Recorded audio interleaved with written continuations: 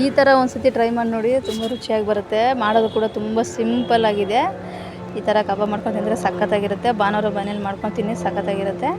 So ನಾನು ಇದಕ್ಕೆ ಮೊದಲಿಗೆ ಅರ್ಧ ಕೆ ಜಿ ಚಿಕನ್ ತೊಗೊಂಡಿದ್ದೀನಿ. ಅದನ್ನು ಅರಿಶಿನ ಉಪ್ಪು ಹಾಕೊಂಡ್ಬಿಟ್ಟು ಚೆನ್ನಾಗಿ ವಾಶ್ ಮಾಡ್ಕೊಂಡಿದ್ದೀನಿ. ಆದರೆ ಎಲ್ಲೋ ಬ್ಯಾಕ್ಟೀರಿಯಾ ಎಲ್ಲ ಸತ್ತೋಗಿರುತ್ತೆ. ನಾನಿಲ್ಲಿ ಒಂದು ಕಬಾಬ್ ಪುಡಿ ತೊಗೊಂಡಿದ್ದೀನಿ, 10 ರೂಪಾಯಿದು. ಅದು ಹಾಕೋತಾ ಇದ್ದೀನಿ. ಸ್ವಲ್ಪ ಕೊತ್ತಂಬರಿ ಸೊಪ್ಪು ಹಾಕೋತಾ ಇದ್ದೀನಿ.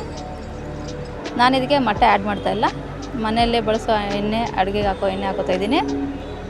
ಅದನ್ನು ಮಿಕ್ಸ್ ಮಾಡ್ಕೋಬೇಕು, ಎಲ್ಲನೂ ಮಿಕ್ಸ್ ಆಗೋವರೆಗೂ. ಚಿಕನ್ ಪೀಸ್ ಎಲ್ಲ ಹತ್ತೋ ಥರ ನೋಡಿ, ಈ ಥರ ಮಿಕ್ಸ್ ಮಾಡ್ಕೋತಾ ಇದ್ದೀನಿ. ನಾನು ಸ್ವಲ್ಪ ನೆನೆಗೆ ಬಿಡ್ತಾಯಿದ್ದೀನಿ, ಒಂದು 10 ನಿಮಿಷ ನೆಂದರೆ ಸಾಕು. ಎಣ್ಣೆ ಕಾಯಕ್ಕಿಟ್ಟಿದ್ದೆ, ಎಣ್ಣೆ ಕಾಯ್ದಿದೆ ನೋಡಿ. ನಾನು ಒಂದೊಂದೇ ಬಿಡ್ತಾಯಿದ್ದೀನಿ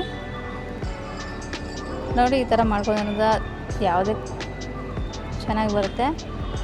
ನೀವು ಕಲರ್ಗೋಸ್ಕರ ಏನು ಬೇಕಾದ್ರೂ ಹಾಕೋಬೋದು. ನಾನು ಕಲರ್ಗೋಸ್ಕರ ಏನು ಹಾಕ್ಕೊಂಡಿಲ್ಲ, ನ್ಯಾಚುರಲ್ ಕಲರಲ್ಲಿ ಮಾಡ್ತಾಯಿದ್ದೀನಿ. ನಾನು ಇದಕ್ಕೆ ಮೊಟ್ಟೆ ಕೂಡ ಹಾಕ್ಕೊಂಡಿಲ್ಲ ನೋಡಿ.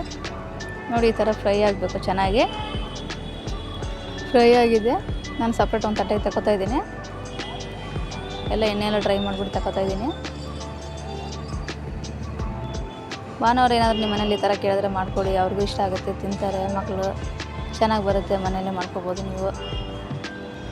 ನಾನು ಒಂದು ಬಟ್ಲಿಗೆ ಹಾಕೋತಾ ಇದ್ದೀನಿ. ಸಿಂಪಲಾಗಿ ಕಬಾಬ್ನ ಹೇಗೆ ಮಾಡೋದು ಅಂತ ತೋರಿಸ್ಕೊಟ್ಟಿದ್ದೀನಿ ನೋಡಿ. ಸಖತ್ತಾಗಿ ಬಂದಿದೆ ಕಬಾಬ್ 65 ಎಷ್ಟು ಸಖತ್ತಾಗಿ ಬಂದಿದೆ ನೋಡಿ. ನೋಡೋಕ್ಕೂ ಮಾತ್ರ ತುಂಬ ಚೆನ್ನಾಗಿದೆ.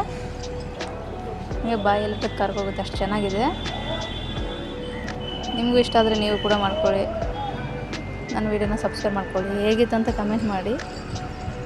ಇಷ್ಟ ಆದರೆ ಲೈಕ್ ಮಾಡಿ, ಶೇರ್ ಮಾಡಿ. Thank you.